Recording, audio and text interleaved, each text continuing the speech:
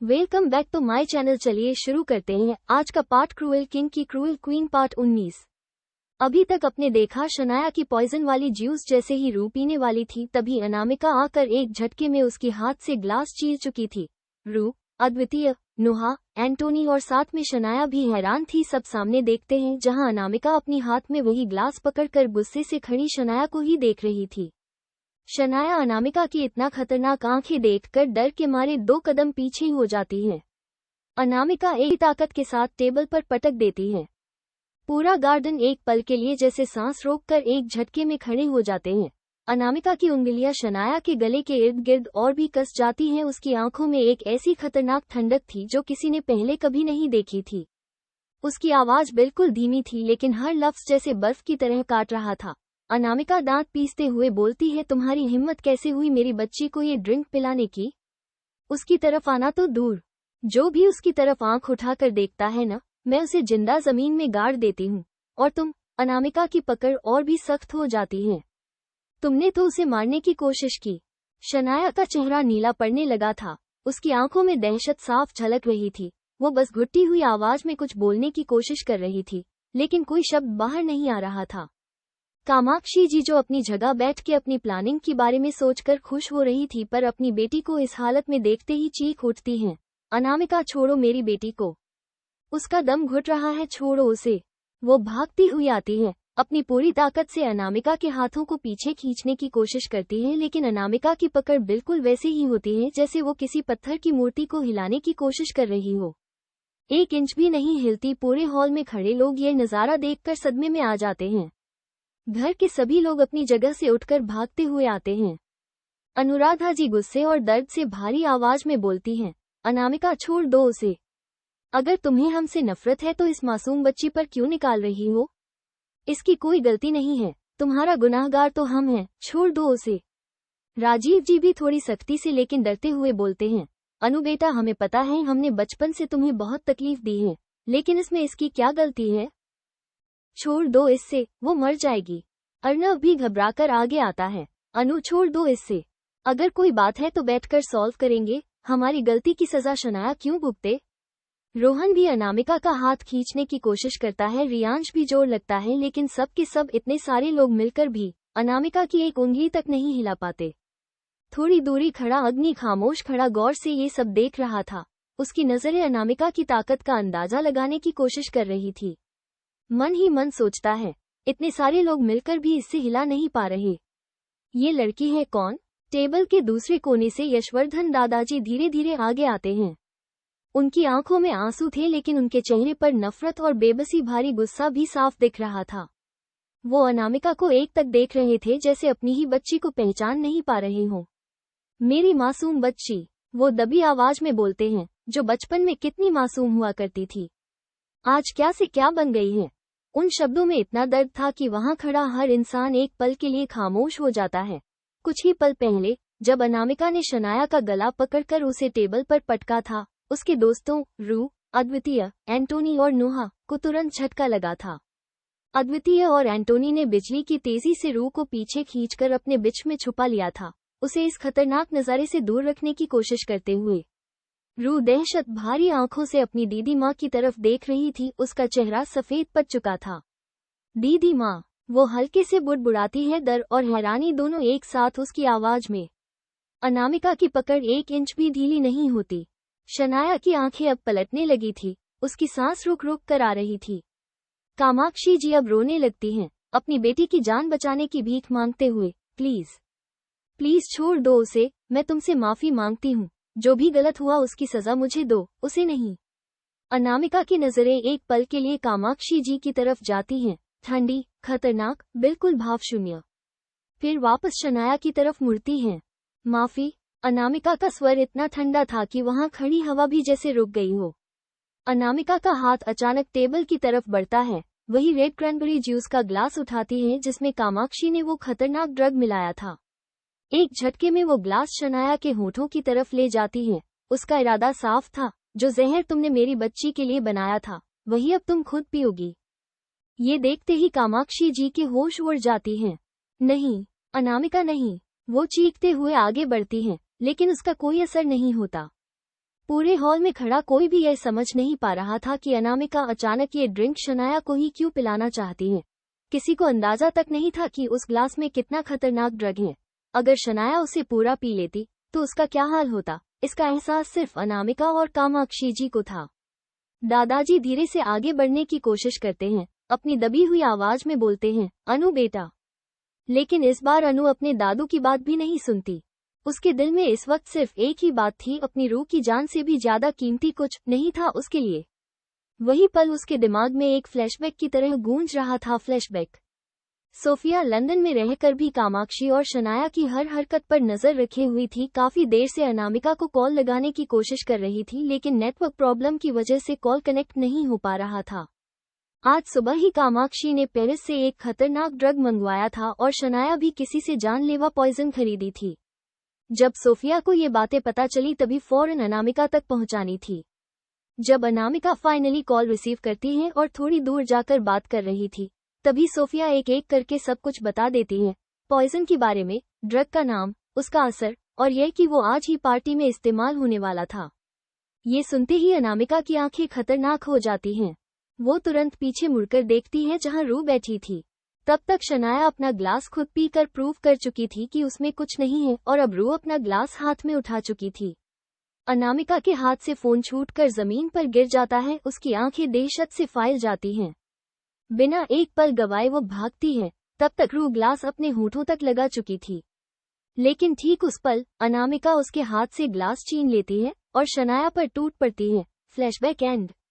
ये सब याद आते ही अनामिका की पकड़ ग्लास पर और भी ज्यादा मजबूत हो जाती है।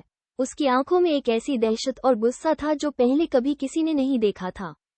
पीछे खड़े उसके दोस्तों, जो रू को अपनी बिच में छुपाकर खड़े थे, उनकी आंखों में भी शनाया के लिए साफ नफरत दिख रही थी। वो सब समझ चुके थे कि उस ड्रिंक में जरूर कुछ गड़बड़ थी, वरना उनकी अनु इतनी हद तक गुस्से में कभी नहीं आती। लेकिन पीछे खड़ी रू खुद डर से कांप रही थी। उसके दिल में डर था कि कहीं दीदी माँ उस पर भी गुस्सा ना हो जाए, क्योंकि वो भी तो बिना किसी से पूछे वही ड्रिंक पीने ही वाली थी। नोहा घबराकर बोलती है, गाइज, अनु को रोकना जरूरी है वरना शनाया सच में मर जाएगी। अद्वितीय बेपरवाह अंदाज में बोलता है, छोड़ना, नोहा मर जाए तो अच्छा ही तो है, हमारी रूह को मारने वाली थी ये। एंटोनी भी सर हिलाते हुए हामी भरता है, हाँ सही बोल रहा है अद्वी। नोहा थोड़ी चिढ़कर उन्हें समझाती है, क्या तुम लोग भूल गए हो मैं ऐसा क्यों कह रही हूँ? ये दोनों माँ बेटी हमारे लिए कितनी जरूरी हैं, याद है ना? ये सुनते ही अद्वितीय और एंटोनी की आंखें भी अचानक खतरनाक हो जाती हैं। कुछ ऐसा था जो सिर्फ उन चारों को पता था। वो तुरंत सोचने लगते हैं कि अनु का गुस्सा कैसे शांत कराएं। तभी सबके दिमाग में एक ही नाम एकदम से कौड़ता है।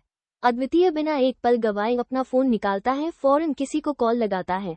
दूसरी तरफ अनामिका का गुस्सा और बढ़ता जा रहा था। शनाया का गला पकड़े उसका हाथ अभी भी उतना ही मजबूत था। तभी उसके कानों में एक आवाज पड़ती है अद्वितीय के फोन से, स्पीकर पर, जान, शांत हो जाओ। बस इतनी सी आवाज सुनते ही अनामिका की हाथ ढीला पड़ जाता है। कामाक्षी जी फौरन मौका देखकर अपनी बेटी को अनामिका से दूर खींच लेती हैं, कांपते हुए उसे अपनी गोद में संभालती हैं। अनामिका धीरे से पीछे मुड़कर देखती है जहां अद्वितीय के हाथ में फोन था, जिससे अभी भी वही आवाज आ रही थी, जान। ये सुनते ही अनामिका के घुटने जवाब दे देते हैं। वो धीरे से अपने घुटनों के बाल जमीन पर गिर जाती है। उसकी सांस जैसे रुक गई थी। उसकी आंखों में पहली बार कुछ टूटा हुआ सा नजर आता है। पूरा हॉल खामोश खड़ा रहता है।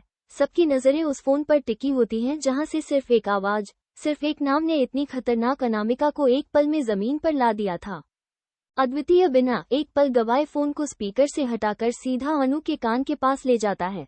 फोन की दूसरी तरफ से अद्विक की वही बेहद गहरी, शांत और भरोसे से भारी आवाज गूंजती है। अद्विक बेहद धीमी, नर्म पर ऐसी आवाज जिसमें बेहद ताकत थी, गहरी आवाज में बोलता है, शांत होना जरूरी है, जान।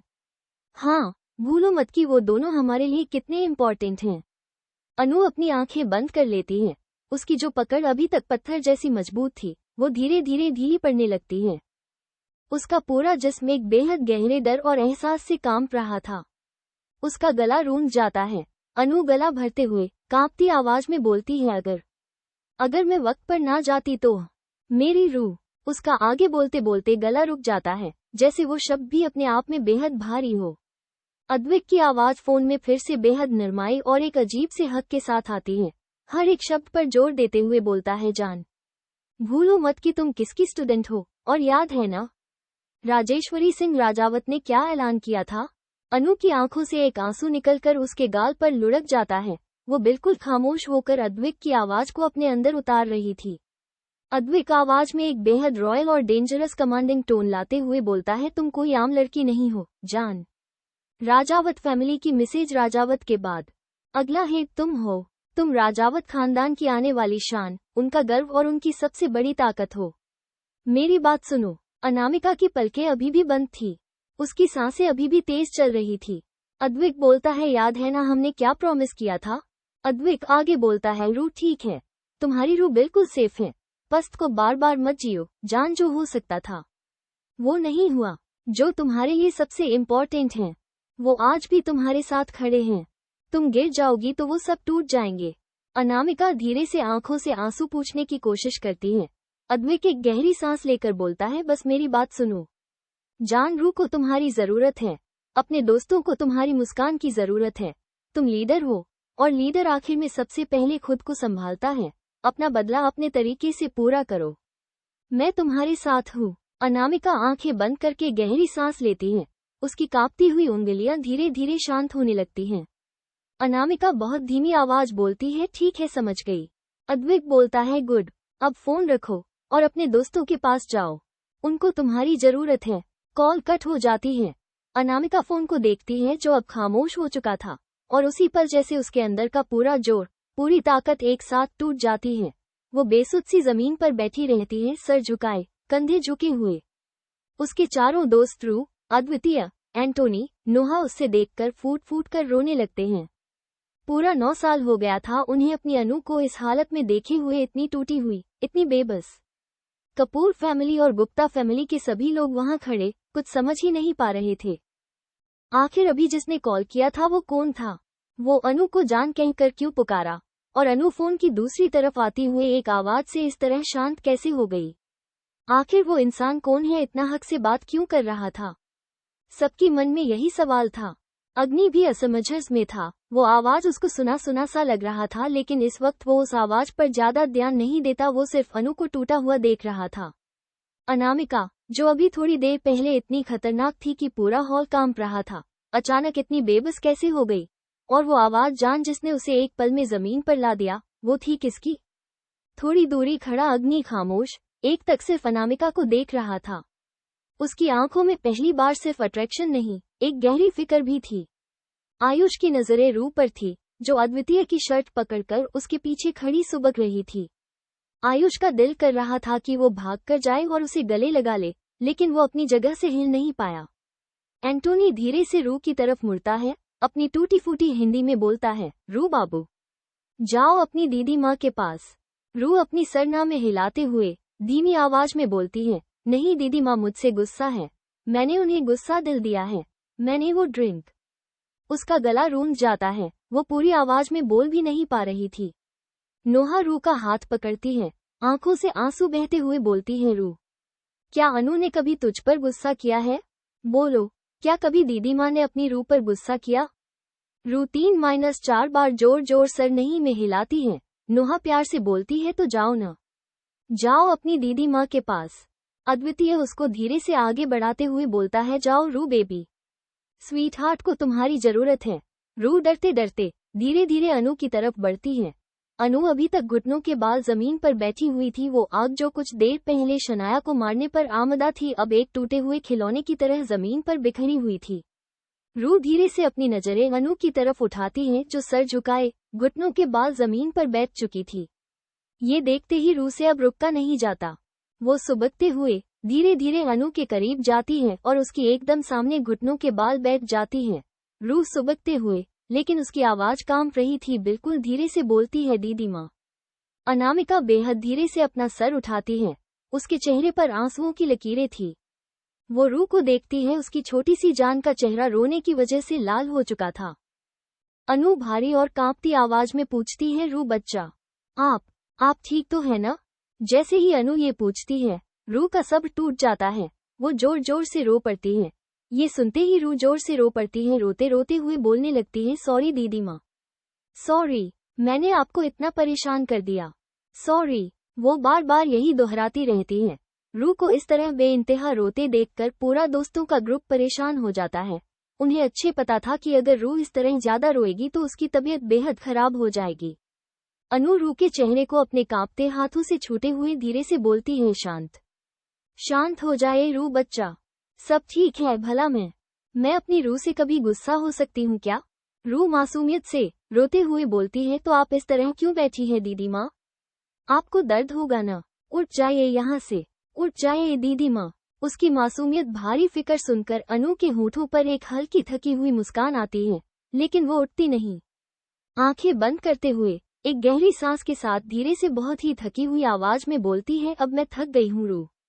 इतना बोलते ही अनु बिना किसी झटके के बेहद धीरे से जमीन पर लेट जाती है। उसकी आंखें आधी बंद हो जाती हैं। अनु को जमीन पर लेटा देखकर वहां खड़े हर एक शख्स के होश उड़ जाते हैं। अनुराधा जी अपने मुंह पर हाथ रख लेती हैं। उनकी आंखों से आंसुओं की धार बह निकलती है। राजीव जी एक कदम पीछे हट गए। उन्हें यकीन नहीं हो रहा था कि ये वही निडर शेरनी जैसी अनामिका है। अनुराधा जी रोते हुए बोलती है, ये क्या हो रहा है? मेरी बच्ची को क्या हुआ है? अर्नव, रियांश और रोहन एक दूसरे को देखते हैं। उनकी आंखों में हैरानी के साथ साथ बेहद दर्द भी था। जो लड़की थोड़ी देर पहले मौत का दूसरा नाम बनी हुई थी, अब ऐसी लग रही थी जैसे उसने जिंदगी से हार मान ली हो। दादाजी अपने सीने पर हाथ रखकर बेचैन हो जाते हैं। उनका दिल जोर जोर से धड़कने लगता है। वो लड़खड़ाते हुए पीछे राखी चेयर पर धाम से बैठ जाते हैं, जैसे उनके पैरों में जान नहीं बची हो। उनकी आंखों से लगातार आंसू बह रहे थे। अपनी बच्ची की यह हालत देखकर उनका दिल टूट चुका था। विवान, जो अपनी नैनीताल से कॉल आने की वजह से बाहर गया था बात करने के लिए, और अभी अभी वो अंदर आया था, आते ही यह नज़ारा देखता है और अनु को इस हालत में देखकर वही फ्रिज हो जाता है। उसको नहीं पता था आखिर यहाँ हुआ क्या था। वो फौरन लैपटॉप साइड में रखकर कोमल जी के पास भाग कर आते हैं। महेंद्र जी परेशान होकर उनके कंधे पकड़ते हुए पूछते हैं, क्या हुआ बीवी? क्या हुआ? तुम अचानक ऐसी क्यों चीख रही हो? तबीयत ठीक है तुम्हारी? कोमल जी कांपते हाथों से महेंद्र जी का कुर्ता पकड़ती हैं। उनकी आंखों से कंटिन्यूअसली आंसू बहने लगते हैं। लड़खाती आवाज में बोलती है, महेंद्र मेरा लाडो मुझे बुला रही है। वो मुझे याद कर रही है महेंद्र। उसके दिल पर कोई बहुत बड़ा दर्द आया है, वो रो रही है। महेंद्र जी परेशान होकर उन्हें संभालने की कोशिश करते हुए बोलते हैं, बीवी तुम भी क्या सोच रही हो? ऐसे अचानक शांत हो जाओ। हमारी प्रिंसेस बिल्कुल ठीक होगी। वो तो इतनी मजबूत है, तुम बेवजह चिंता कर रही हो। कोमल जी सर नहीं में हिलाते हुए बिलक बिलक कर रोने लगती हैं और बोलती है, नहीं महेंद्र, मैं एक माँ हूँ। मेरी औलाद ने मुझे पुकारा है। उसकी आवाज मेरे कानों में गूंजी है। वो बच्चा टूट रहा है महेंद्र। मुझे इंडिया जाना है। मुझे मेरी लाडो के पास जाना है। इंडिया में अनामिका जमीन पर लेटी हुई थी। अद्वितीय उसे अपनी गोद में पकड़े हुए उसके बालों को सहला रहा था। वहां भाड़े सभी लोगों की आंखें नम थी। ये सब देखकर थोड़ी दूरी खड़े अग्नि की आंखें भी भर आई थी। शायद ये पहली बार था जब उसकी आंखों में आंसू आए थे, किसी ऐसे इंसान के लिए जिसे वो अभी ठीक से जानता भी नहीं था। उसने हमेशा अनु का गुस्सा देखा था, लेकिन आज जो उसने देखा वो गुस्सा नहीं बल्कि एक माँ, एक बहन और एक अनचाही रिश्ता और रक्षक का बेहद गहरा दर्द टीकू रहा था। फिर अग्नि की नजरें रू पर जाती हैं, जो अनामिका की हाथ पर लेट चुकी थी और बहुत रो रही थी। रू की मासूमियत और उसका रोना देखकर अग्नि का दिल तड़प उठता है। अग्नि का मन कर रहा था कि वो सब कुछ भूलकर भाग कर जाए और रू को गले लगा ले, अनु को अपनी बाहों में भर ले और कहे कि अब सब ठीक है। लेकिन वो रुक जाता है, क्योंकि वो जानता था कि वो उनके इस बेइंतहा गहरे अतीत का हिस्सा नहीं था। अग्नि मन ही मन तड़पते हुए बोलता है, काश मैं जाकर उस छोटे से बच्चे को गले लगा सकता। काश मैं अनु को संभल पाता। ये कौन सा रिश्ता है इनका? ये दर्द किस बात का है? दूसरी तरफ राजीव जी, अनुराधा जी, रोहन, अर्नव, रियांश सब भी रो रहे थे, लेकिन उन्हें कुछ समझ नहीं आ रहा था। अनामिका की यह खतरनाक ताकत, उसका इतना गुस्सा और अब यह इतना गहरा प्यार, क्या सिर्फ एक दोस्त के लिए कोई इतना टूट सकता है? ये दोस्त है कौन जिसके लिए उनकी बेटी अपनी जान तक दांव पर लगाने को तैयार है और किसी की जाने लेने को भी? राजीव जी धीरे से रोने की वजह से रू की आवाज में बोलते हैं, सिर्फ एक दोस्त के लिए कोई इतना कैसे रो सकता है? ये लोग दोस्त नहीं हैं।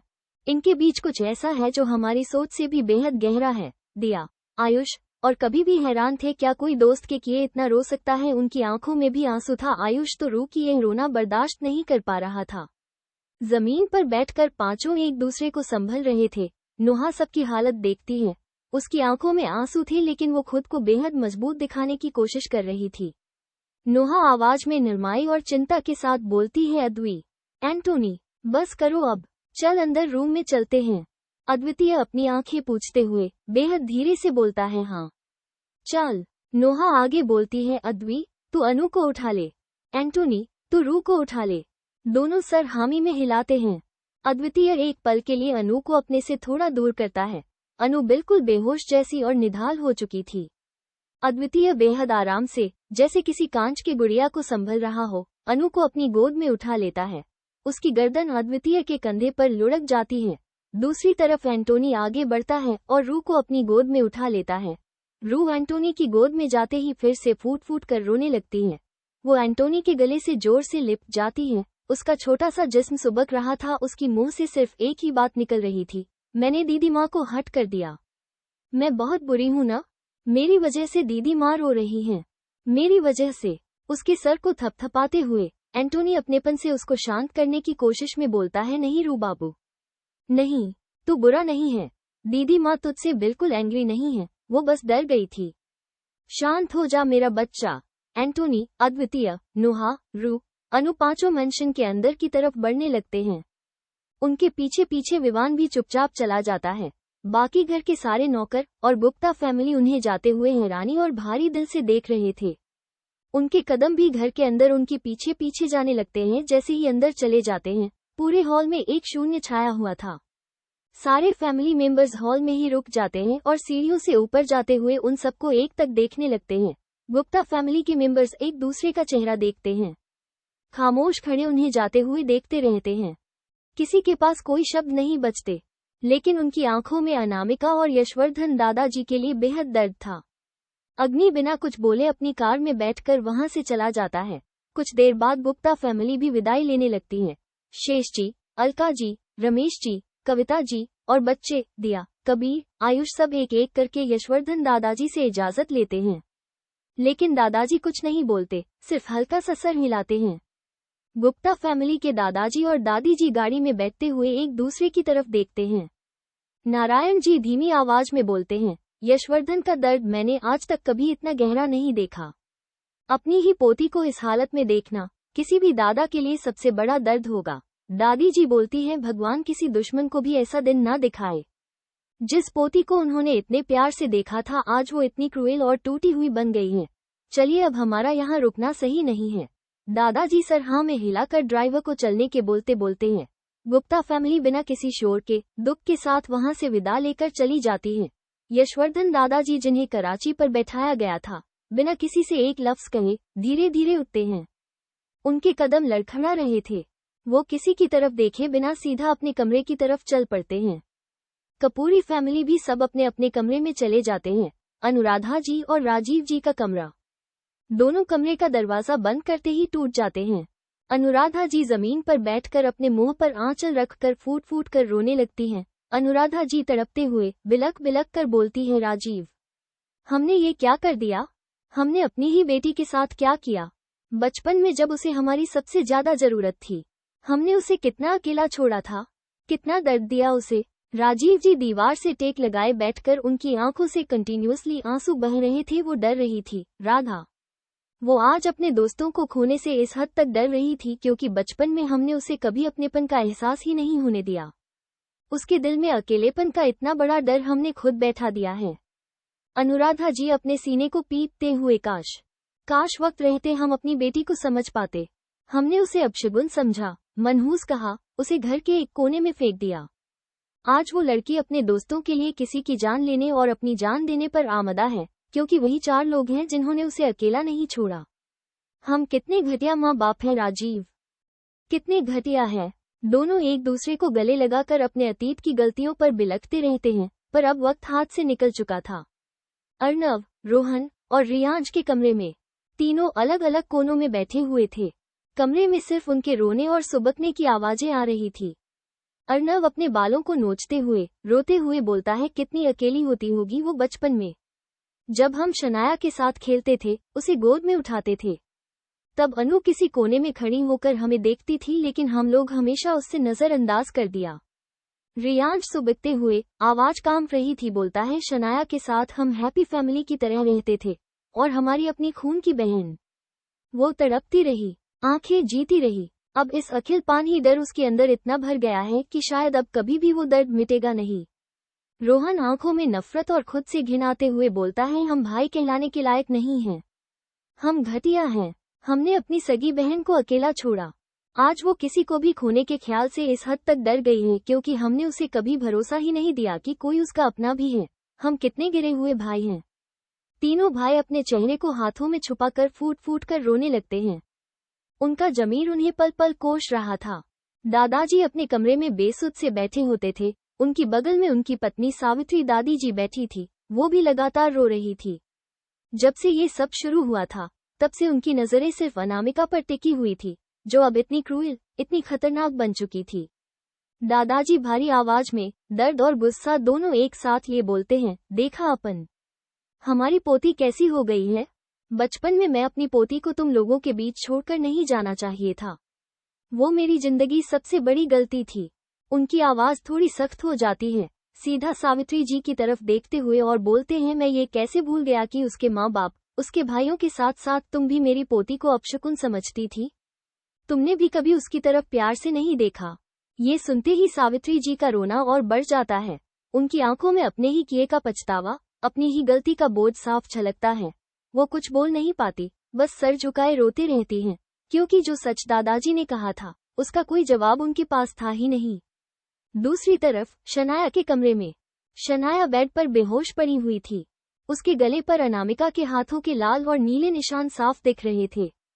डॉक्टर अभी अभी उसे चेक करके बाहर निकल रहे थे। डॉक्टर ने जाते वक्त कहा था, ये एक मिरेकल है कि ये जिंदा हैं। अगर कुछ सेकंड और उनकी गर्दन पर इतना टाइट ग्रिप होता, तो शायद हम इन्हें बचा नहीं पाते। इनका गला पूरी तरह से क्रश होने वाला था। फिलहाल ये कुछ दिन के लिए सही से बात नहीं कर सकती और खाने के लिए कुछ हल्का सा दिया करिए, तभी उनकी गला जल्दी ठीक हो सके। डॉक्टर के ये अल्फाज सुनते ही कामाक्षी जी का खून खौल उठता है। वो नफरत और गुस्से से उबालने लगती हैं।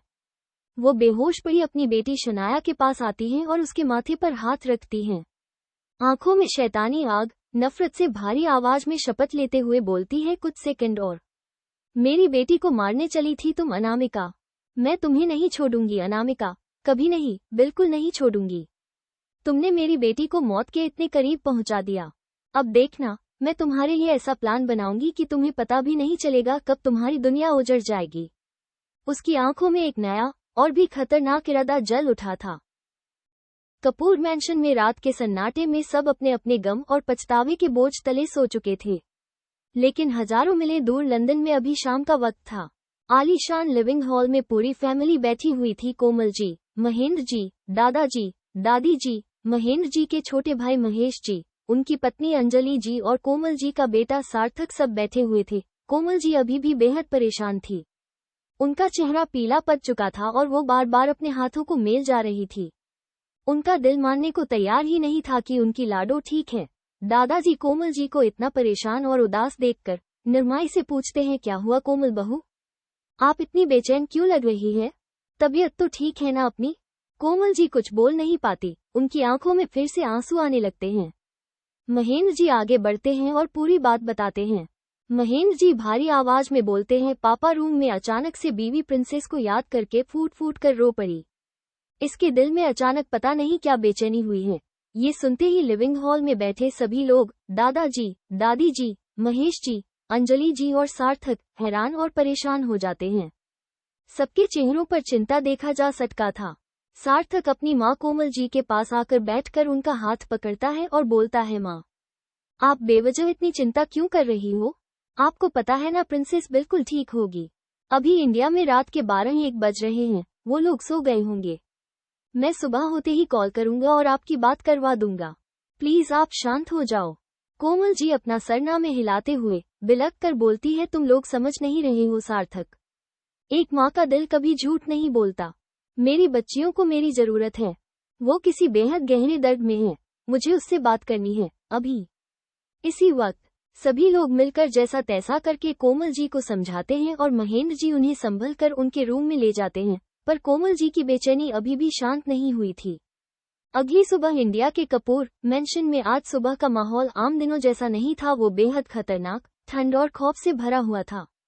घर के सारे लोग, राजीव जी, अनुराधा जी, दादाजी, दादी जी, तीनों भाई, अर्नव, रोहन, रियांश, कामाक्षी जी और घर के नौकर, सभी हॉल में हैरानी और डर से खड़े थे। हाल के बीचों बीच एक किंग साइज ग्रैंड चेयर पर सिगरेट की कस लेते हुए एक रानी की तरह अनामिका बैठी हुई थी। कल रात का वो टूटना, वो आंसू, अब सब गायब हो चुके थे। वो एक पैर पर दूसरा पैर चढ़ाए बेहद रॉयल और डार्क ऑरा के साथ बैठी थी।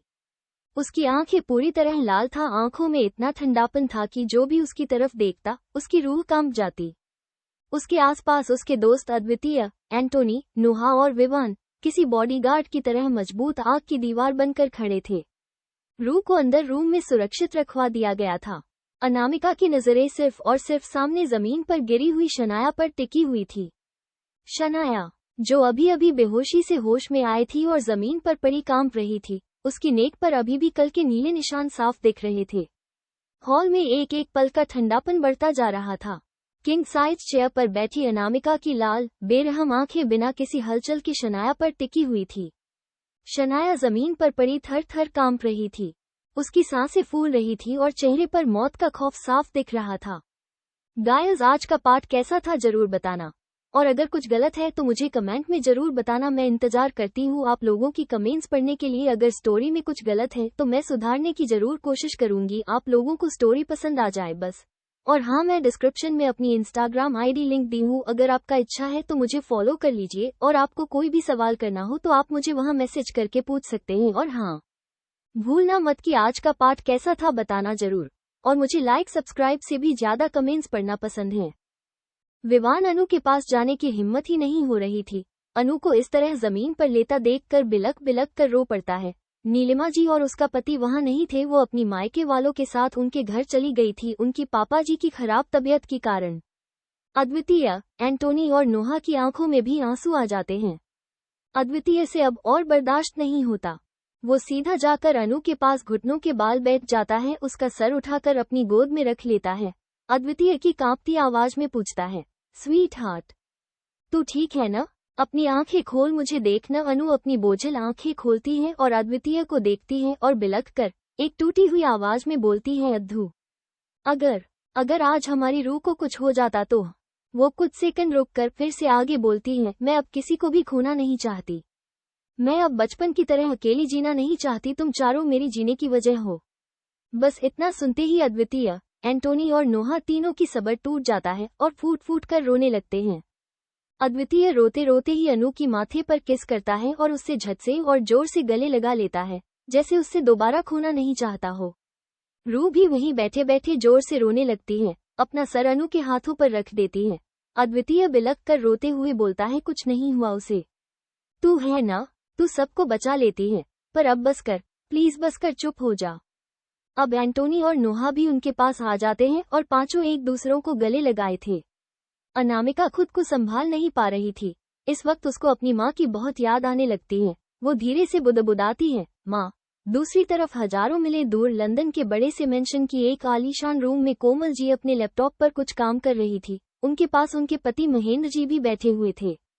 सब कुछ बिल्कुल नॉर्मल था, लेकिन तभी अचानक कोमल जी छींकते हुए उनकी मुंह से बस एक ही शब्द निकलता है, लाडो। उनकी हाथ काम करते हुए हवा में ही रुक जाता है। उनका चेहरा पल भर में सफेद पड़ जाता है। वो अपने सीने पर हाथ रख लेती हैं। सीने में एक ऐसी तेज, तपन भारी लहर उठती है जैसे उनका दिल किसी ने मुट्ठी में दबा दिया हो। उनकी सांस अचानक तेज होने लगती है और आंखों में बिना किसी वजह के आंसू भर आते हैं। महेंद्र जी जो अपने काम में मगन थे, कोमल जी की ऐसी बदहवास और चीखती आवाज सुनकर हैरान हो जाते हैं। चलिए मिलते हैं नेक्स्ट पार्ट में, तब तक के लिए बाय।